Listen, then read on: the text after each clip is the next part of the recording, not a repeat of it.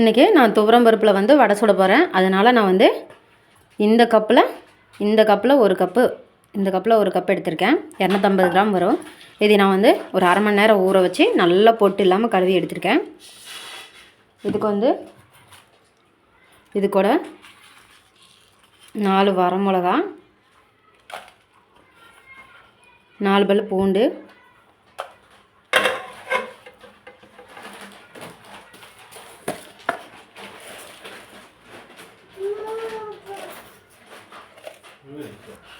சீரகம் மிளகு 1 ஸ்பூனு,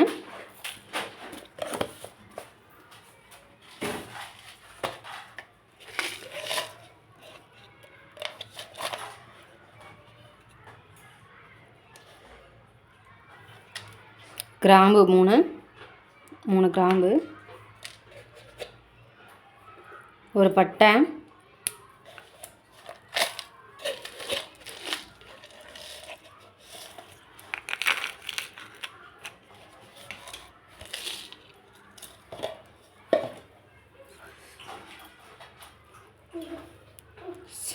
சோம்பு 1/2 ஸ்பூன்,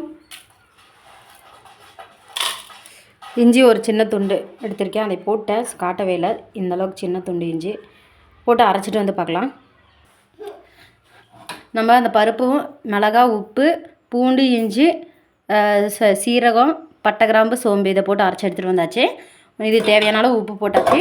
இன்னும் இது கூட வந்து ஒரு கைப்பிடி கொத்தமல்லி தழை, ஒரு கைப்பிடி கருவேப்பிலை தழை பொடியாக நறுக்கி வச்சது, 2 கைப்பிடி வெங்காயம், சின்ன வெங்காயம் எல்லாம் போட்டு கலக்கிடலாம். எனக்கு வந்து 3 கை வந்தது, சின்ன வெங்காயம் மட்டும் பொடியாக நறுக்கி வச்சது எல்லாமே, கருவேப்பிலை, கொத்தமல்லி தழை, வெங்காயம் எல்லாமே பொடியாக நறுக்கி வச்சுருக்கேன். இனி இதெல்லாமே கலக்கிடலாம்.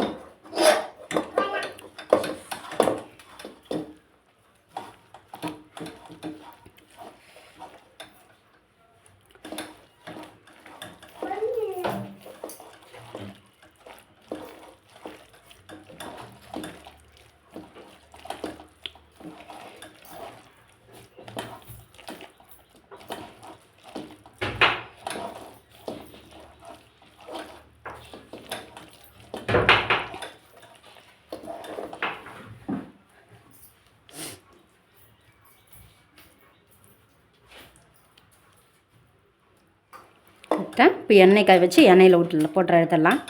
உப்பு காரமெல்லாம் செக் பண்ணிக்கோங்க அந்த டைமில், உப்பெல்லாம் எந்த அளவுக்கு இருக்குதுன்னு. இது போல் செஞ்சு பார்த்துட்டு லைக் பண்ணுங்கள், ஷேர் பண்ணுங்கள், சப்ஸ்கிரைப் பண்ணுங்கள், கூடவே இருக்கிற பெல் பட்டனை கிளிக் பண்ணுங்கள்.